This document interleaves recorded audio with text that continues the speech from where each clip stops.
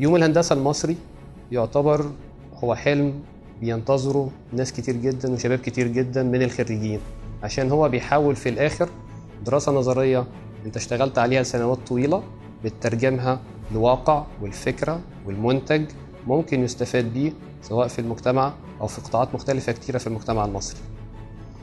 احنا كوزارة اتصالات بشكل عام، جهاز قومي تنظيم الاتصالات بشكل خاص، مهتمين ان احنا دايما نكون متواجدين وبندعم ومشاركين مشاركة رئيسية في يوم الهندسة المصري. النهارده الجهاز القومي لتنظيم الاتصالات لمدة سنوات طويلة هو شريك رئيسي مع IEEE أو جمعية مهندسي الإلكترونيات والكهرباء في مصر علشان تنظيم يوم الهندسة المصري لأكثر من سبب. من أهمه إن النهارده إحنا محتاجين قطاع الاتصالات يبقى فيه تطبيقات كتيرة وفيه منتجات كتيرة من ناحية.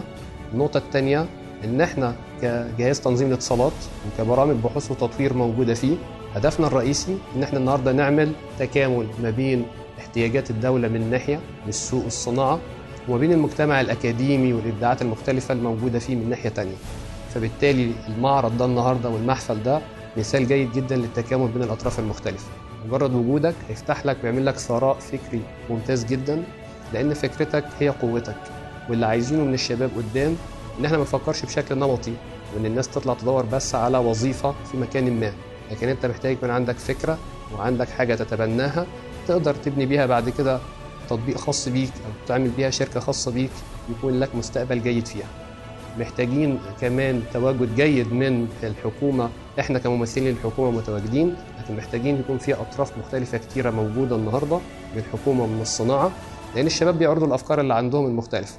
محتاجين حد يبص على الكلام ده ويقيمه بشكل كويس ويشوف إمكانية إن هو يستقبله ويطبقه في الاتجاهات المختلفة والقطاعات المختلفة في البلد. لازم كلنا نحط إيدينا في إيدين بعض علشان نعرف نستفيد بالتجربة ديت اللي هي أثبتت نجاحها في السنوات السابقة، وفعلا في حاجات من اللي حصلت قبل كده استفدنا بيها وبدأت تتطبق وبدأ يحصل منها شركات. عايزين يكون نشوف من الكلام ده أكتر وأكتر في الفترة الجاية إن شاء الله.